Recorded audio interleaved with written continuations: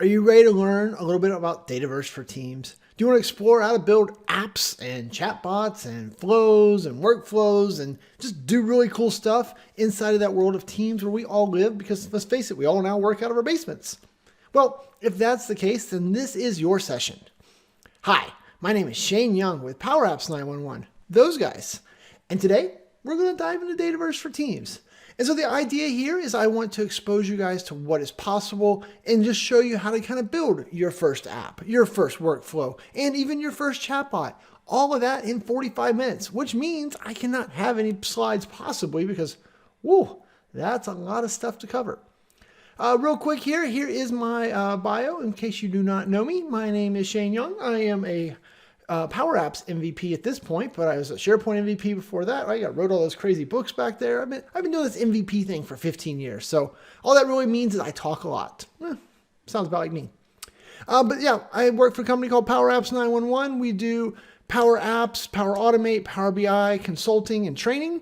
And we'll do everything from a 15-minute screen share session to fix your problem all the way up to, big, massive six-figure projects that change the world. Whatever you got, we can help you in the Power Platform. So there's my contact info, Shane at powerapps911.com. You can also hit me up, or see me, not hit me up, but you can see me out there on YouTube. So I've got about 125-ish of these videos out there that cover all of the things that are Power Automate, Power Apps, Power BI, and Dataverse for Teams to kind of just help you guys learn for free, because who doesn't like free? All right, whatever, that's enough blah blah about me. Fun fact though, this is actually a Power App because I hate PowerPoint so much I refuse. So anyway, we're not going to do any more of that. Bye-bye. So what I really want to talk about here is I want to dive into what you can do with this whole Dataverse for Teams. And so to kind of explain that, what we're going to do is we're kind of back up a little bit. And so the idea here is that Microsoft realized that, we do a lot in Teams today, right? And really, I know this is painful for those of you that believe in SharePoint, right? SharePoint used to be the center of the universe. These days, Teams is the center of the universe. Everything revolves around Teams. And so what Microsoft said is, hey, we've got this great tool for making low-code, no-code apps and workflows and chatbots, right? We've got all this awesome Power Platform stuff. Well, what if we, instead of saying, hey, you kind of do that over here and Teams over there, what if we shoved it all into the same box? And so with that, we got Dataverse for Teams. And so while it's easy to say, well, Dataverse for Teams is just Power Apps and its friends showing up inside of Teams, it's a lot more than that, because Dataverse for Teams is also a data source. So Dataverse, if you ever heard of it, or you might have heard it called Common Data Service, it used to be its name before it went through one of 17 name changes. But so this name Dataverse, so the idea of Dataverse is it is a database engine that is available so you can store your data right inside of Teams. So when you provision a new Teams team, what can happen is you can then set up a Dataverse environment. So we call it Dataverse for Teams. And so then that full environment has all of these robust capabilities. So it's got, all these different column types, it has views, it has just all of this richness. It also has a security model you can leverage. All of the fun things, or not all the fun things, but a lot of the key features of the full-scale paid Dataverse is now available inside of Dataverse for Teams. Which reminds me when I said full-scale Dataverse, did I mention that Dataverse for Teams is free? That's right. It is included, right? It's not free, but it's included with your Teams license. So if you have a license to use Microsoft Teams, you have most likely a license to use Dataverse for Teams. So that means no additional licensing cost to implement these apps, these workflows, and these chatbots. What? I know, right? That's the big value add. I guess I should have led with that 4 minutes ago, but I figured it out as I go along. So anyway, what I want to do is switch over here, and instead of just talking to you, I enjoy talking to you, right? I feel like we're connected.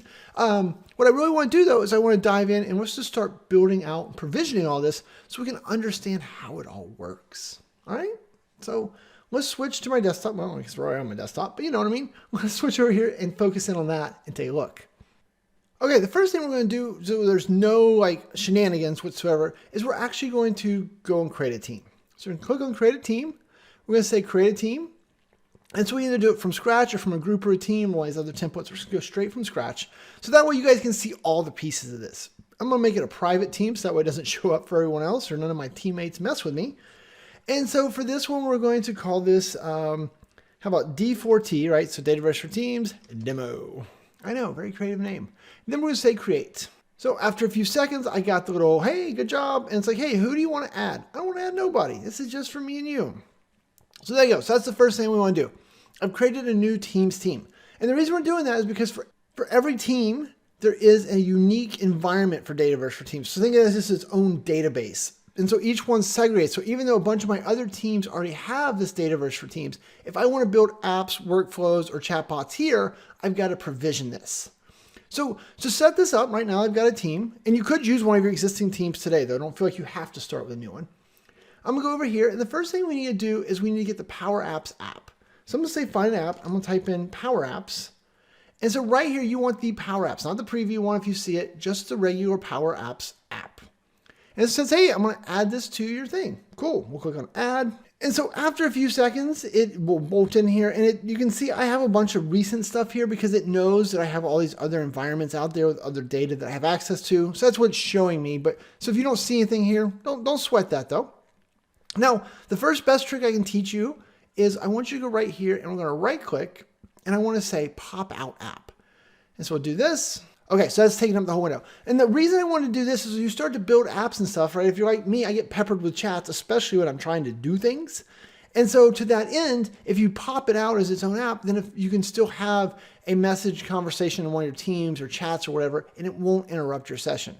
If you don't, then you would have to like save and get out. So popping out is going to get you started. Okay, so now I'm going to click on either this create a new app or new app here. We'll say create an app here.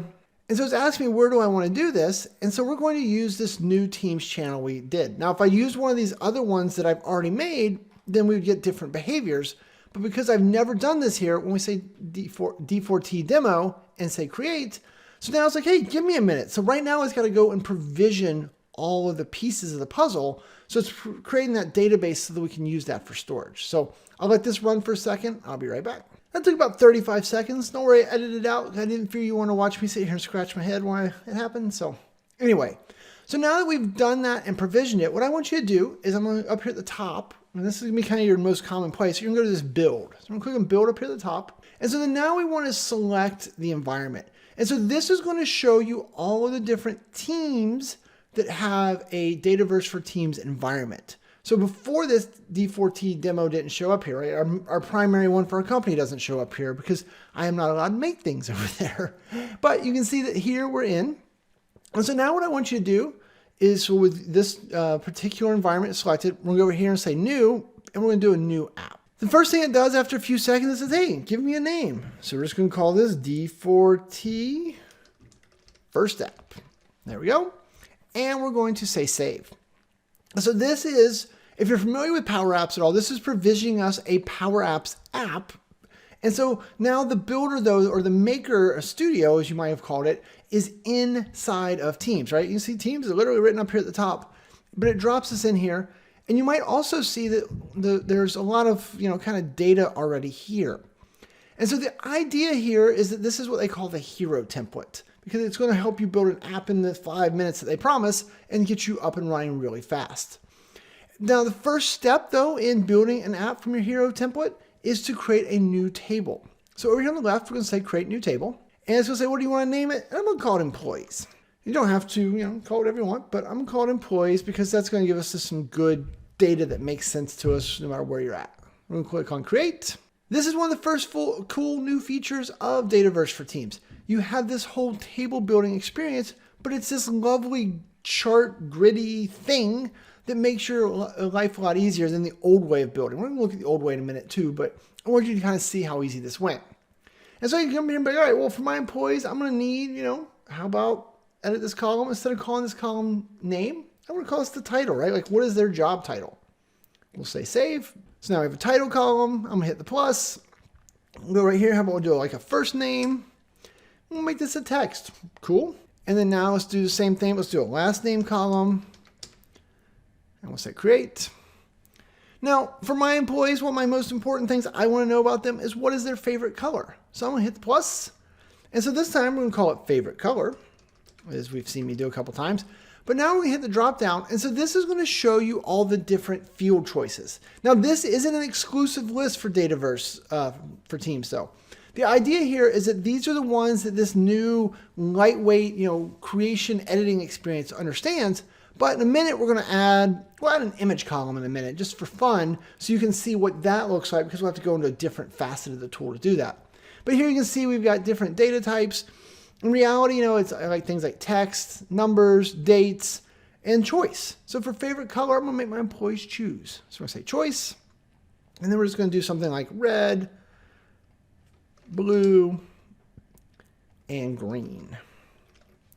Now notice here I could do this cute little picker and kind of like, oh, that's red. Yeah, that can be blue, whatever, that was green. That thing currently doesn't do anything, nor can you really change what's shown there, so don't spend a lot of time using it, but I clicked on buttons because that's how I learn, as I click on buttons and see what happens. So, all right. So we'll say create. And so now you can kind of see we've got some different columns. We could keep going. We could add a bunch of data or a bunch of columns, but at this point, hopefully you kind of see that's the experience for adding some of these columns.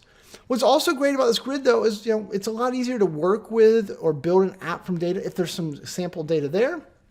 So maybe we'll just do this, CEO, and then we'll jump over here. We'll say first name, and we'll do Nicola. Last name is Young, and her favorite color today can be green. Awesome. We'll do CNO, right? You've all got a chief napping officer, right? That's my dog Chewy. If you haven't met Chewy before, right? There's a picture of him somewhere on the screen now, because why not? And so then there's Chewy, and Chewy's favorite color can be blue, which is not really blue. And then we'll just throw me in here as the consultant, and we'll say Shane and Young, and we'll make my favorite color red. Now, so the nice thing here is that this editor experience is an easy way, like I said, to add columns, design your table, and fill in a little info, because what you're going to see now when we click on close down here in the bottom right, and after a few seconds, you can see that they went ahead and kind of built us an app. All right. So over here on the left, we have what is called a gallery. And probably the easiest way to understand what you are or aren't seeing here is over here on the far left. If you click on this tree view, anytime you select something, it's like, oh, hey, what is this? I click on it, it's like, oh, that's Browse Gallery 1. So I can kind of start to put the pieces of the puzzle together. And that's one of my best pieces of advice I can offer. If you're trying to learn all of this, and you didn't take one of my training classes, shame on you. No, but if you're trying to learn all this, one of the things you can do is you can provision an app, right? You can go through these little simple steps and be like, oh, look, it has kind of a quasi-working, or not a quasi, fully working app for you. And with that fully working app, then you can kind of reverse engineer what they've done. Many, many, many moons ago, when I first learned Power Apps, there was no training, there was no documentation. This is how I figured out everything. I just reverse engineer stuff they did. And that was kind of how I got here. So here you can see that this Browse Gallery, this is doing things like showing me all of the items from my table. Over here on the right then, there is an edit form. And so that looks like a way to show me the details of the record that is selected and lets me edit the data and probably create a new one. So let's hit this preview button in the top right. That way we can kind of preview this thing. All right, cool. So what if I wanted to change Nicola's favorite color? Well, or Chewy's. Let's go on Chewy. And so we'll hit the edit pencil, and then we can hit the drop down. But oh, Chewy's favorite color now is green. And then we hit the little check and save the record. And just like that, it has saved that back to that data source, that Dataverse for Teams data source. We can also come up here and be like, hey, I want to make a new record. So let's do this. And let's add a person. We'll add someone from my team. We'll add the Slacker. And his name is Jeff Taylor. Oh, but you spell it like that. And Jeff doesn't even have a favorite color. He's such a slacker. Hit the X, and boom, just like that, it has pushed his data in there. So they've given us a fully functional app. And if we're like, oh, I feel bad for making fun of Jeff, then we could go over here, hit the delete button. We'll pop up. Are you sure you want to delete this record? Nah, we don't even bother deleting. We'll just cancel back out. We'll leave Jeff in there. I'm a slacker as well, and I want my boss to see I did work. I made Jeff. So anyway, you can see that this has given us a fully functional app that we're able to kind of start work with. Now, if you looked at it, you're like, man, I kind of wish I had also included their hourly wage. All right, well, no big deal. We'll go over here to the left and we'll click on data again and then employees. And if we click the ellipses here, we can say edit the data. And look at that, this great editor experience pops right back in here. And we can just be like, all right, add a column and we say hourly wage. We'll make this one a decimal number, right? We want to pay people dollars and cents and say create, or at least in the US. I don't know, over there you guys pay them euros, so, or something, I don't know, whatever. Anyway, you get the idea. So now we got an hourly column. You know, we'll give Nicola her $99.99. We'll give Chewy his $1 an hour. And then we'll just leave the rest of them blank. So we'll say close. And so when you get back over here now, you'll notice that they didn't automatically just add that field in for us. But that's okay. What you're going to do is you're going to select the form. And so if you have the tree view, it might make it easier to make sure you're on the whole form itself. And then over here on the right, you have edit fields. And we can say, hey, I want to add a field. And so this shows you all of the fields available for that table. And so here you can see that, you know, there's a bunch of fields we didn't do. Remember, we didn't make created bys and modified bys and all that. It's one of the great things about Dataverse for Teams and Dataverse is that you get all of these extra columns for free. So all the things like who created it, when they created it, who modified it, when did the modification happen, what's the owners, the teams, all of this stuff is tracked automatically for us. We don't have to create all of this functionality. We can just leverage it. But at the same time, there's our friend hourly wage. That's really all we're trying to bolt in here. So we'll say add. And then now if we hit the little X here, we can see that hourly wage is automatically shown. Pretty fun little stuff here, right? I like that. Okay, so this is our first go to an app. Now, remember earlier I promised you that, you know, you can see right now they're using this default image over here, which is the sample image because there's not an image for all these people. What if I wanted to get all these people's images in here? Well, the first thing I'd probably try is click on my data sources here again and say edit the data. And so then if we go to the plus and then hit the drop down here, there is not an image type of column here. So how are we going to get to that? Well, what we're going to do is we're going to close this. We're going to make sure that we save our app. We don't want to lose any of our changes. So we're going to save. And now that it's saved, we're going to click on the build tab. This puts us back into this experience. And so you can see there's our employees, right? So here's our app, Canvas app, and here's our table. It's really weird. It says 2 days ago since you guys saw me create this, you know, seconds, minutes ago, whatever it was. Anyway, we won't overthink that. We'll click on employees. And so this drops us into the more robust, the full natural Dataverse editing experience. So this is where I can also create things like relationships and views. Not stuff we're going to do today, but additional functionality that is available to you. But what I want to do is up here is we're going to say add a column, and we're going to call this face. And then for the data type, we get a lot more additional options like different file types, different dates and times, lookup columns, lots of fun things. But what I want to do is use this image one because right, we're not trying to learn everything. We're just trying to get excited about what's possible here. We're going to not click on primary image. We could. It doesn't really matter. If you hover here, it'll tell us what it does. Use this image as a primary image for this table, which just means, hey, choose this one first if you're trying to guess. So now we're going to say done. And then down here in the bottom right again, we're going to say save table. And while that finished saving, I had French toast for dinner. Haha, I know you're jealous. Okay, so now that we've added the face column, what we want to do is we want to switch back to our app. So we're going to go back over here to the 4T demo, or we can just go back here to all, it doesn't matter. And so then now we'll click on the app and that'll load it back up, right? So it's important to understand how to get in and out of these things because in reality, we do a lot of that when we build these apps for people. And there we go. After a few seconds, it loads us back in. And so now that we've made the change, we need to once again work or edit the app to accept that. So the first thing I'm gonna do is go over here to the form again. So make sure the form is selected. Remember, use the tree view, always less confusing if you're new to this. And then we're gonna edit fields. We're gonna add a field. We're gonna add the face field. So we're gonna say add. And so look, it automatically knew that it was an image type, so it's gonna set it all up and make it all work, I think. So we'll hit X. We see that face is here. So now let's go back into preview. And let's edit Nicola's record. So we're gonna click on edit, tap or click to add a picture. So it set all this up for us. How wonderful. So let's click on that. And so here's my folder of different people that work. Here's faces. So we will grab a new Nicola. And so then there you go. We'll hit the X here. And it doesn't look great in that, but there you go. Now she's in there. And so then now what we want to do, we want to also show it in our gallery. So I'm going to click on the gallery. Remember, we're going to make sure that it selected the gallery. It did. And so now we see fields over here. We can say edit. And then if we hit the drop down, it's like, oh, add an image file, blah, blah. Nope, we don't want to do neither of those. So I'm going to go up here to the formula bar, and we're going to use the nomenclature this item. That's how you say the currently selected row, and then we're going to do dot, and then if we start to type in face, oh, there we go, this item dot face. And so it's kind of hard to see, but we've got Nicola's face right there. So what I might do is kind of click in here again. We kind of grab this whole card. So I'm going to grab the card right here. We're going to make it bigger. Let's click out, back in, grab this thing, pull it down. There we go. And so we're going to take this and we'll just make the face one bigger. And bammo, whammo, we now have the face column being shown over there. And so we would go through, edit all the records and all that. So there you go. So we've made some quick customizations. I realize that is not nearly enough, but I've went too long on this section already. Shh.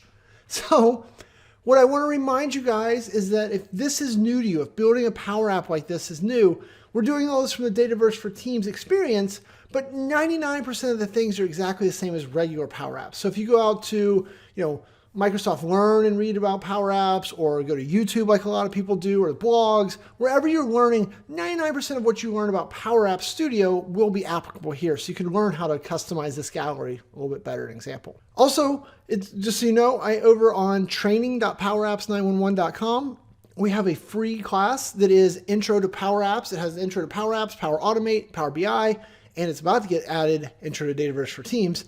So all of that content would be over there if you want kind of a jumping off point as well. So anyway, so now that we've got this app and you got an idea how to customize it and you know where to learn more about customizing it, now what I want you to do is start to think about, all right, and how do we get this out to the masses?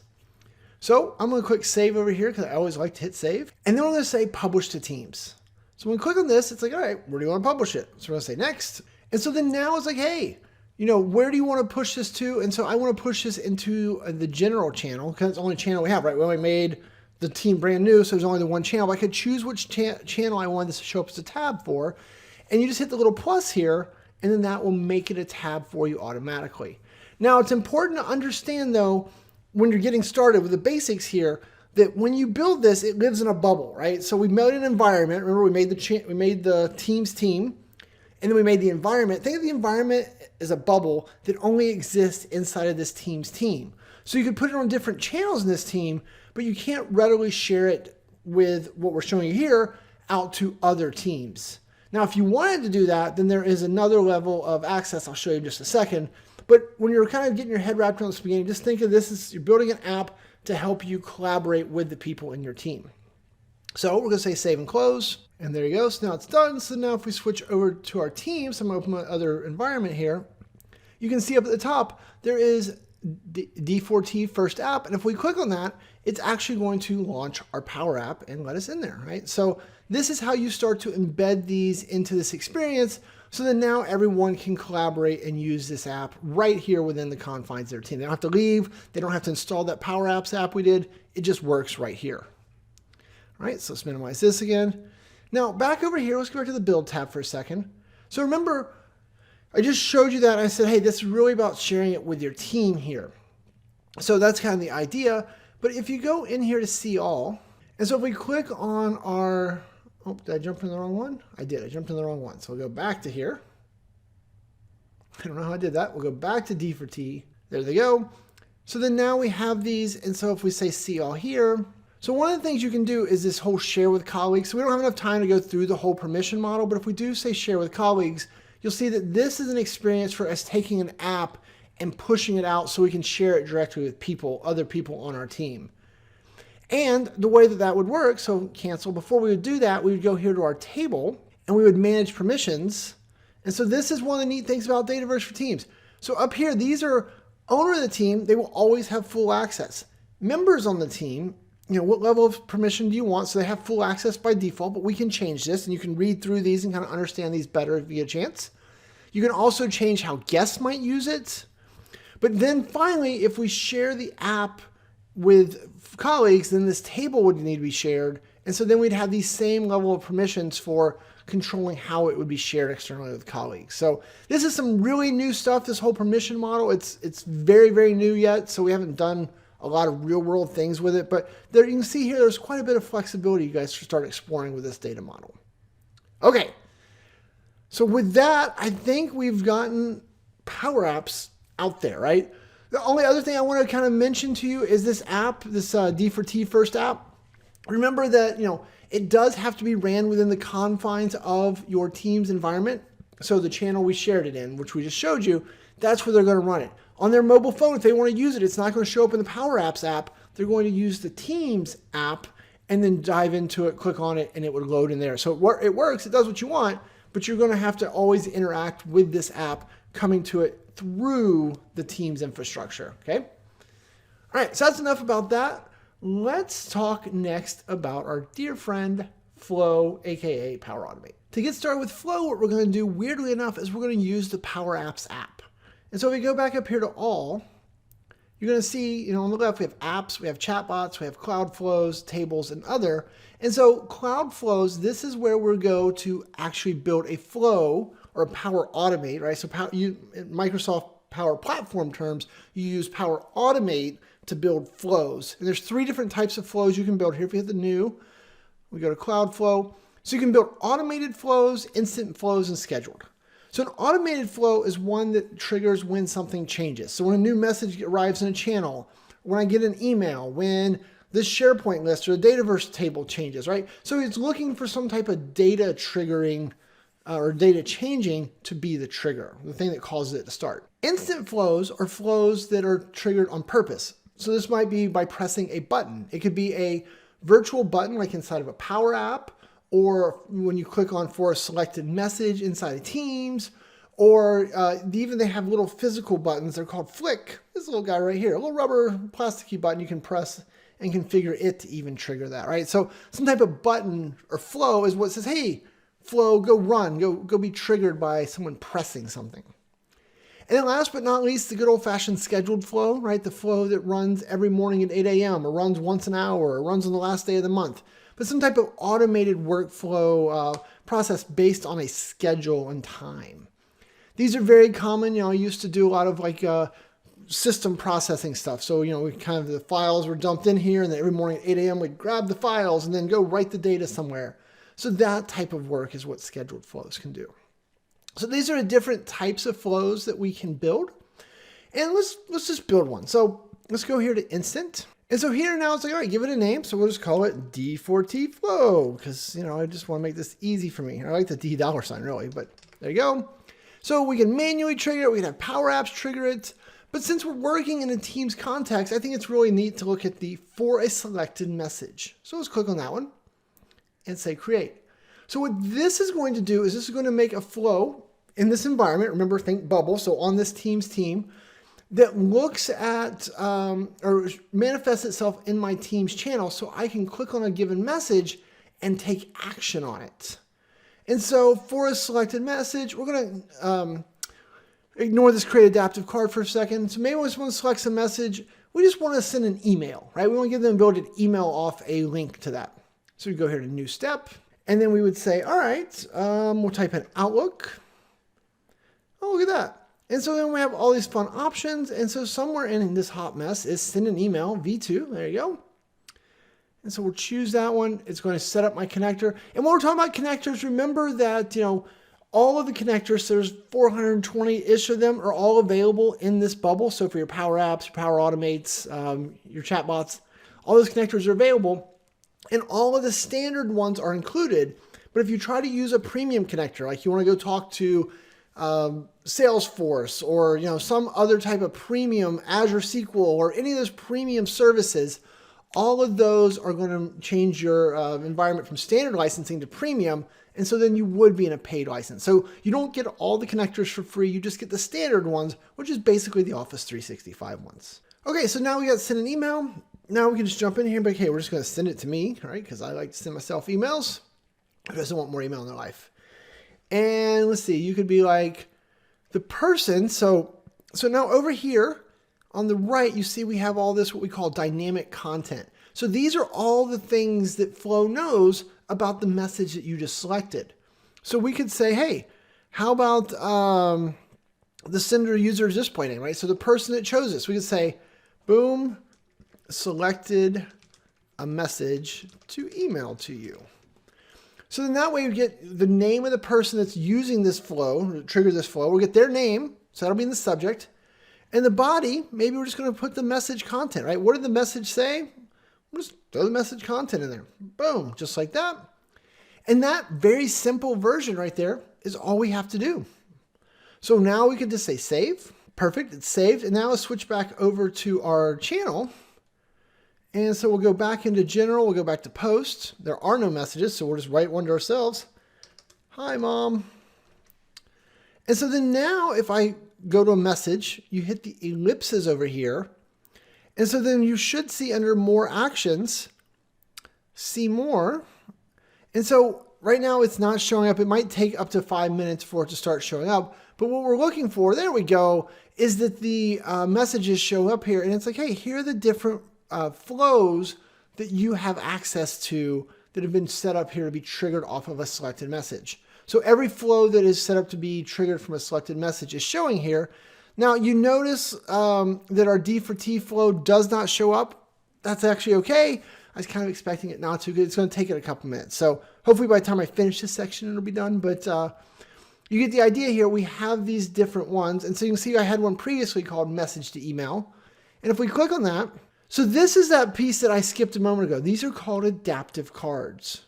And adaptive cards are ones that, or is a way for you to have input. So when I selected a message, it said, hey, here's the other information that you wanted. And so then now I could be like, I don't know, let's try throwing in here, Chewy, your email, shane@powerapps911.com, and my phone number you can't have. So we're just going to go boop, boop, boop, boop, boop, boop, boop, boop, boop, boop. We'll say submit. And so then now that should be triggering off. Oh, look, and I was actually confused. This is why you do silly things like, hi, Mom. But you can see here that it pulled all of this in exactly the way that we wanted to. So we have the data that we wanted. So not the most beautiful, elegant thing, right? But we're not trying to overpower you with awesomeness. We're trying to inspire you with ideas. So, and this is a very simple scenario where we're just sending off an email. I've done others of these. More traditionally, we do a very complex adaptive card where we might be doing, I'll give you the example that we use the most. So Nicola, right, boss of the place, aka my wife also. But so what she wanted was she wanted a way to tag Teams messages and add them to her to do. So what we would do, so many sayings the word do, it's gonna drive me crazy. Anyway, so what we did was we gave her a special one where she could go in, select a given message. When she selected that message, it would pop up and say, all right, you know, what prioritization do you want to make this? When do you want this to be due? What notes do you want to leave yourself? And so it would take that tweet, that message, and it would put it into her Microsoft To Do for her just by selecting the message here. We've also, for customers, done approvals. So they could have a message here, they want to get it approved, and we could start a whole approval process and all of that. So there's a lot of power that you can have from this idea of being able to grab a message and react to it. So we've seen a lot of fun there. And this is just scraping the surface of what's possible in Flow, but this is a very specific flow, or very specific flow for Teams. So I always like to kind of start here with people. But a lot of neat stuff there. If we switch back over to Flow for a second. So mine still hasn't shown up. Not a huge shocker. But it will show up here shortly. And so this is now listed in my D4T demo environment. It is one of my cloud flows. Perfect.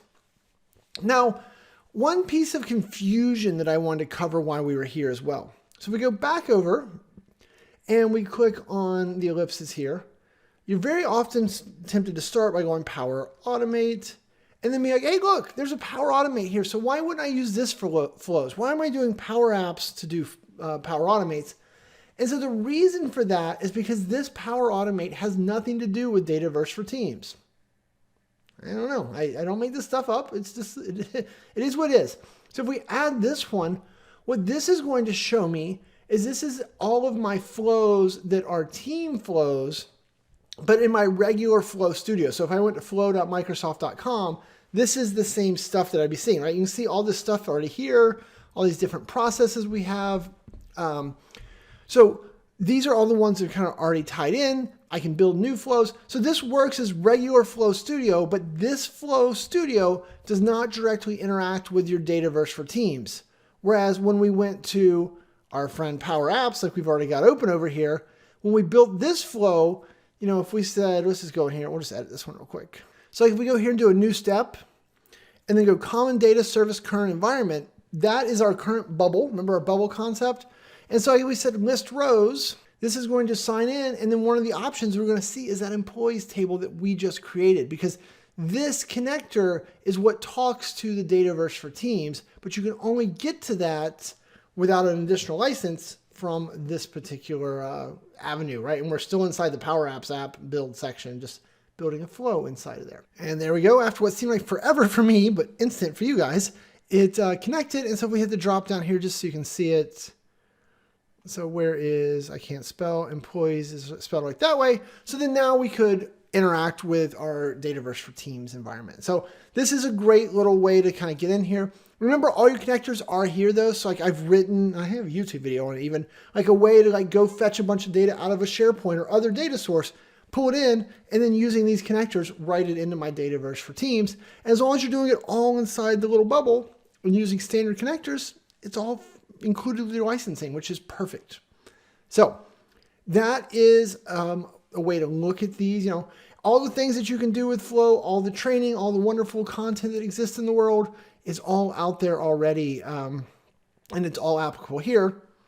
The only difference is if you build it from here, you can use these CDS or Dataverse connectors inside this environment without any additional licensing. And that's the big win of doing it from here. Everything else that you can do with this, you can do outside of here. It's only really when you want to talk to the data here.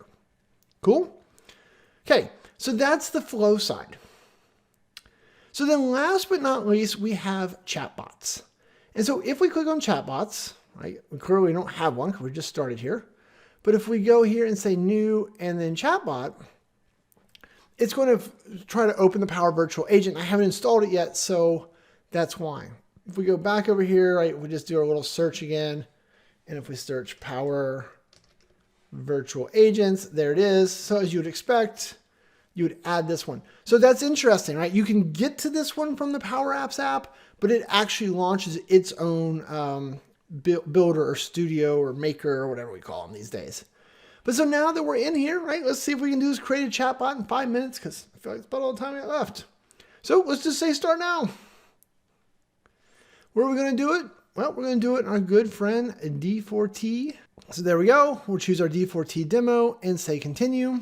So after a few moments, it's like, hey, give your bot a name. Cool. We'll just call it D4T bot. Oh, there's that $sign again. D4T bot. I should just accept the $sign, right? So different languages. The language is important because it does learn. So especially when we get into things like trigger phrases in a minute, you know, it's going to adapt. So choose your language correctly. It'll also get all the defaults right for all the default messages. So seems important. So now we'll do a create here and give this a second to create. So there you go. It's loaded us in here. We've got a bot all working. It complains about your free trial and all this. Don't overthink that. Sometimes you'll see different things. As long as you're staying in the confines of standards, you're not trying to use any premium features, it's all included in your licensing. So let's say here, let's go to my topics. Just like we talked about with Power Apps, I'm a big fan of reverse engineering what they did, because you can see here that they've created a bunch of topics for you. And the beauty of these is they kind of help you. So for example, if we look at this simple topic, when are you closed? So that tells me that's a trigger phrase. I'm gonna go over here and just type, when are you closed? So then this is going to let me preview or practice a bot conversation so I can like test, right? This is our test world. Hey, I'm happy to help you store hours. Blah, blah, blah, blah, blah. There's my hours. Did that answer my question? Yes. Great. Pre-installation experience 5. Can I help with anything else? No, thanks. And then we're out, right? Thanks for chatting with me. Bye. So that's kind of impressive, right? I mean, it's not at the same time, right? Those are really simple answers, but the fact that that chatbot is already there and working gives you the opportunity to understand how it works. So what we're going to do this time is we're going to say track between topics, because what this is going to do is this is going to move us in so we can see how this works. So now we'll just go back over here. We'll say, when are you closed again? So this loaded in the authoring canvas so we can kind of see the process go. Right, so when are you closed was the trigger. the message, I'm happy to help. All right, so use messages to put text on the screen. Cool, cool. And then it goes to end a conversation, which is a special built-in action that says, hey, did that answer your question? And so when we said yes, watch what happens. It automatically knows based on a yes to that it starts this action here called confirm success. It does a star rating. So when we give it a star rating of a 5, it then says, all right, here's your feedback. So you can see this is how they do a question and the different options. So yes and no thanks. And look, if you said, when you store that, it stores it into a variable called var text. And so if we say yes, what happens here? Let's zoom out a little bit. Oh, that way. So when we say yes, then it says, go ahead, I'm listening. If we say no thanks, then it redirects the special action called goodbye. And then if you choose neither, it just basically gets lost in the ether, right? So, but this is kind of how this all works. So let's go back over here and look a little bit deeper. These are the different pre-built lessons. So let's just jump over to lesson 3 and take a look. So if we click in, you're going to see that this is the setup of like the trigger phrases and things like this. So you come in here, design additional trigger phrases. And we think a lot of people, this is a challenge. It's going to be refining these trigger phrases over time. And so then now if we go over here to authoring canvas, you're going to be able to walk through. And so we can have a message. We add a question. And when the question, remember when you get to response, it goes into a variable. So in this case, you're calling it PVA state. And so then they added these conditions down here. And so just with the different conditions, they're reacting different ways. And so if you chose, California, Washington, Oregon, then it jumps down here and okay, the shipping rate. If not, then they're like, hey, there's an additional charge. So if you chose to ship it to Ohio, where I'm from, there'll be an additional charge. And so all of this is kind of worked out for you. So you can walk through here, you can see the different questions it's asking, and then we can kind of just keep going. And these can get really complex. I did not mean to make everything blue like that, sorry. And then there you go. So reverse engineering how these are put together is going to be your best bet. Now, I think the most interesting and powerful part of this, though, is say that up here at the top, I was just going to make ourselves a new one, right? So we're going to go back over here. Let's make a new one real quick. We're going to say we want to add a new topic. So new topic right here. We're going to call this get employees. And so we're going to enter the trigger phrase. We're going to make it simple. Just call it get employees. You would continue to refine, add more. We're not going to do that right now. Go to authoring canvas. And so when they drop in, what do you want to do? First thing we're going to do is say, cool, getting the employees. And here's my favorite thing you can do. You're going to hit the plus, and you can call an action. When you do this, this is going to let you build a Power Automate flow. So we're going to say create a new one that goes and does and gets the data for you. Are you sure? Yep, I'm sure. This shows us the different types that we can do. So Power Agent virtual flows, send a message to the Teams channel, do the adaptive card thing. We're just going to send data in and out. So we're going to use this first one here. So the trigger is Power Virtual Agents, and the return is whatever we have here. But so if we go in here and do a plus, add an action, now we can do any flow thing we want. So I go to Common Data Service. Remember earlier we talked about listing rows from our friend employees. Hit the drop down. And so there we go. We can be like, hey, there's my employees. And so then now you can also have a bunch of additional options. We're not going to go down that rabbit hole, but you can control what. You could do an OData query if you want to get certain employees, all that. But so that would get all of them. And so if we wanted to return those just as plain text, we definitely could. We could do as a bulleted list. The key to remember, though, is the data has to go back as markdown. So if I remember, I think the way that we do markdown is we're going to do a little star. So next I'm going to do here is I'm going to say, hey, I want to add a variable. So I'm going to do a variable. We're going to, in Flow, you have to declare a variable. So I'm going to initialize a variable. I'm just going to call this var first names. Doesn't matter what you call it. I just want to call it that. We're going to do a string. And so there's going to be no initial value. So now we go down here. I'm going to add another action. I'm going to say, all right, variable again. But now we want to append to that variable, append to string variable. And which one? Var first name. And what do I want to append? I'm going to do a star, a space, and then from the list rows, I'm going to say, give me that first name field. There it is. Now, when we do this, Flow automatically sets up a loop, so it'll apply to each and loop through all the records from the table that come back. Remember, we had multiple employees. But each time, it's just going to put them into a string here. Looks good. So we're going to say return to Power Virtual Agents, add an output. We're going to do a text return, and we're going to call this Flow Employees. I can't spell, though. And so then right here, we're just going to stick in our variable because now we'll have all the data we want. Looks good to me. So then now we'll say save. And if you get any of these type of warnings over here, you can ignore them. It's just mad that I'm not like filtering down my data to a smaller set. I only have like 5 records. It'll be okay. So we'll go back over here. This drops us back in our chatbot. Oh, we did not save this earlier. Cool. Getting employees. I should have saved before we left, but I forgot. And so then now if we say call an action, so so I needed to rename that. I should have named it something different. We're not going to go back and fix that, but this is what happens when you don't name it. You get a generic name. Cool. But see, now it returns the Flow employees. And so then now we can say message, show message. And then here's our variables, Flow employees. Perfect. And so now we'll say save. And so then, all right, so if we do a get employees here, let's try it. Let's see if it works.